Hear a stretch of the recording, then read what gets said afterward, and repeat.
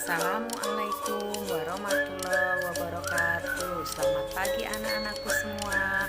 Apa kabarnya hari ini? Semoga kalian dalam kondisi sehat dan dalam lindungan Allah Subhanahu wa taala.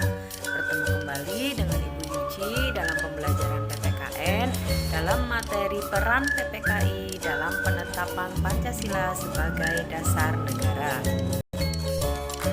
Sebelum pembelajaran hari ini dimulai, marilah kita bersama-sama membaca basmalah. Bismillahirrahmanirrahim.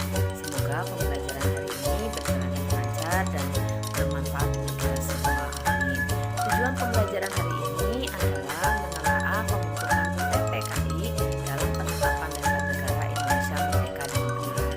Yang kedua adalah membenarkan rumusan Pancasila sebagai dasar negara Republik Indonesia sebagaimana tercantum dalam pembukaan Undang-Undang Dasar Negara Republik Indonesia tahun 1945. Yang ketiga adalah atau ketemuannya membuat rangkuman secara tertulis proses perumusan dan penetapan Pancasila sebagai dasar negara Republik Indonesia dengan benar. Minggu yang lalu kalian sudah memperingati Hari Kemerdekaan Indonesia. Kalian sudah melaksanakan tugas dengan memberikan dokumentasi kegiatan-kegiatan perayaan sebagai rasa syukur dan semangat kita kepada negara. Nah, minggu ini kita akan belajar tentang proklamasi atau lebih tepatnya tentang teks proklamasi. Sebelum proklamasi, waktu itu Ibu sudah menjelaskan tentang BPUPKI. Nah, hari ini Ibu akan menjelaskan tentang PPKI. PPUPKI setelah dibubarkan oleh Jepang, kemudian dibentuklah oleh Jepang pada tanggal 12 Agustus 1945, dibentuklah PPKI. Siapa yang tahu kepanjangan PPKI? Ya betul, kalian hebat sekali, jempol 2 untuk kalian. PPKI kepanjangan dari Panitia Persiapan Kemerdekaan Indonesia. Dalam bahasa Jepangnya adalah Dokuritsu Junbi Inkai. PPKI diketuai oleh Insinyur Soekarno. Pada awalnya PPKI itu beranggotakan 21 orang, terdiri dari 12 orang Jawa, 3 orang Sumatera, 2 orang dari Sulawesi, 1 orang dari Kalimantan, 1 orang dari Nusa Tenggara, 1 orang dari Maluku, dan 1 orang dari golongan Tionghoa.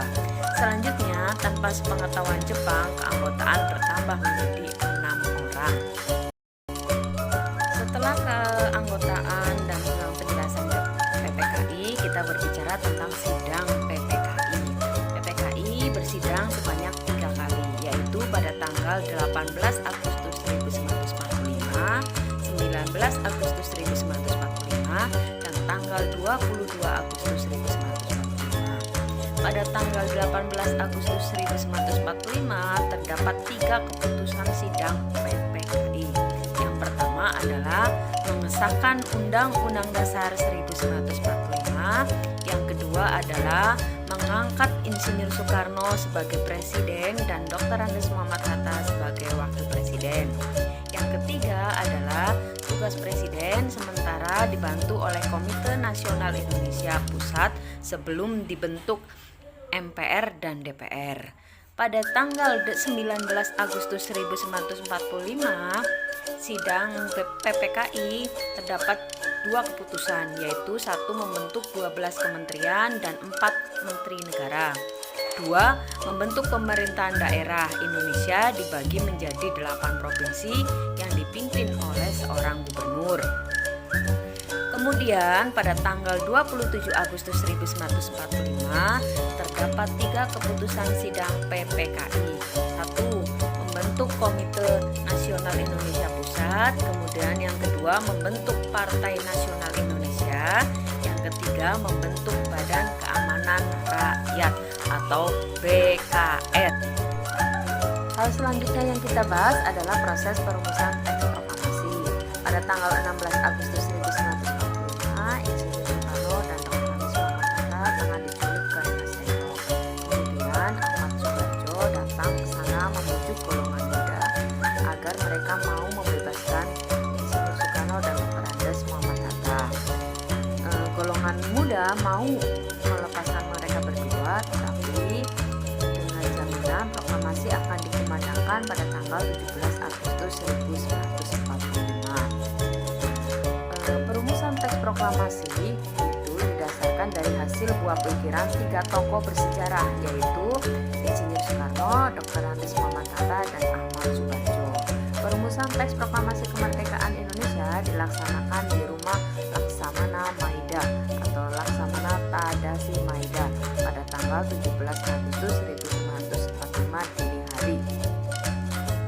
Kemudian pada saat itu di Rumah Laksamana Maida di salah satu ruangan Insinyur Soekarno, Dr. Andes Muhammad Hatta, Sayuti Melik, Ahmad Subarjo, dan Soekarni saling berunding untuk membuat teks proklamasi.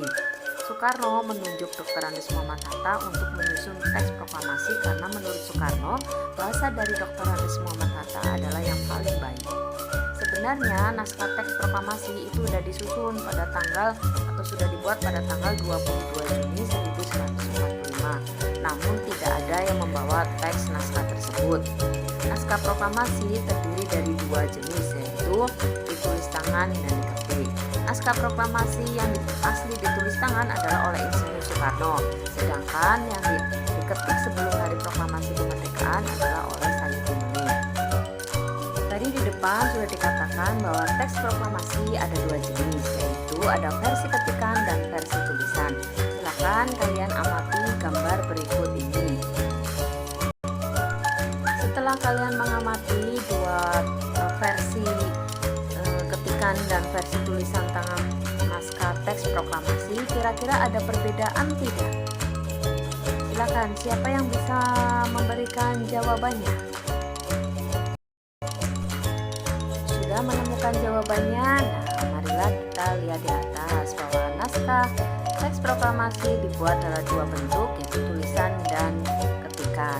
Setelah naskah teks proklamasi disetujui, Soekarno memerintahkan kepada Sayuti Melik. Pada saat Sayuti Melik mengetik teks proklamasi, ternyata ada beberapa perubahan.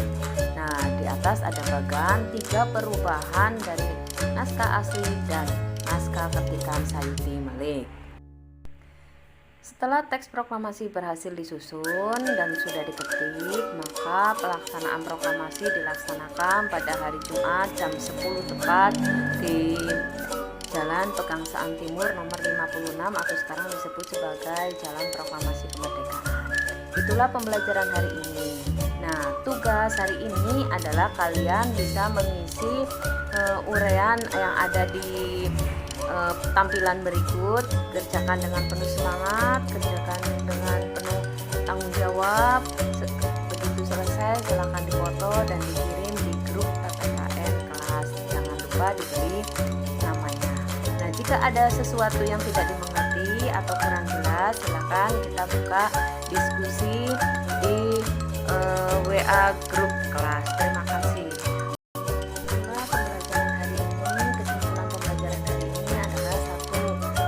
PPKI dibentuk setelah BPUPKI dibubarkan. Yang kedua, PPKI melaksanakan sidang 3 kali dengan waktu yang berbeda.